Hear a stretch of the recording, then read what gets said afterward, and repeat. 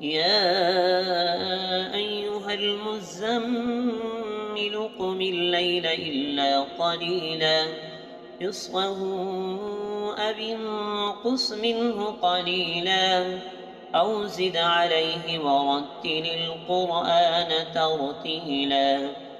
إنا سنلقي عليك قولا ثقيلا إن ناشئة الليل هي أشد وطئا وأقوم قيلا إن لك في النهار سبحا طويلا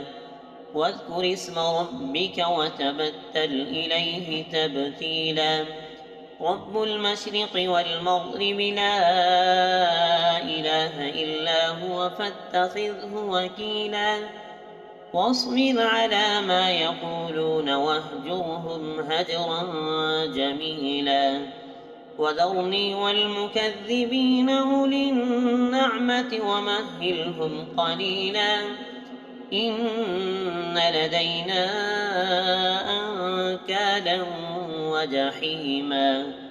وطعاما ذا غصة وعذابا أليما يوم ترجف الأرض والجبال وكانت الجبال كثيبا مهيلا إنا أرسلنا إليكم رسولا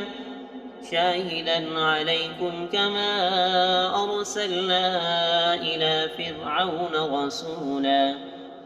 فعصى فرعون الرسول فأخذناه أخذا وبيلا فكيف تتقون إن كفرتم يوما يجعل البلدان شيبا السماء منفطر به كان وعده مفعولا إن هذه تذكرة فمن شاء اتخذ إلى ربه سبيلا إن ربك يعلم أنك تقوم أدنى من ثلثي الليل ونصفه وثلثه وطائفة من الذين معك والله يقدر الليل والنهار علم أن لن تحصوه فتاب عليكم فاقرؤوا ما تيسر من القرآن علم أن سيكون منكم مرضى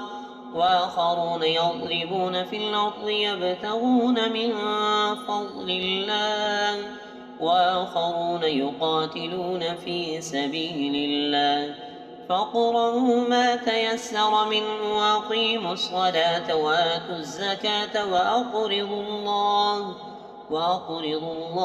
قرضا حسنا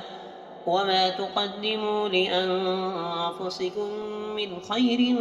تجدوه عند الله هو خيرا وأعظم أجرا واستغفروا الله إن الله غفور رحيم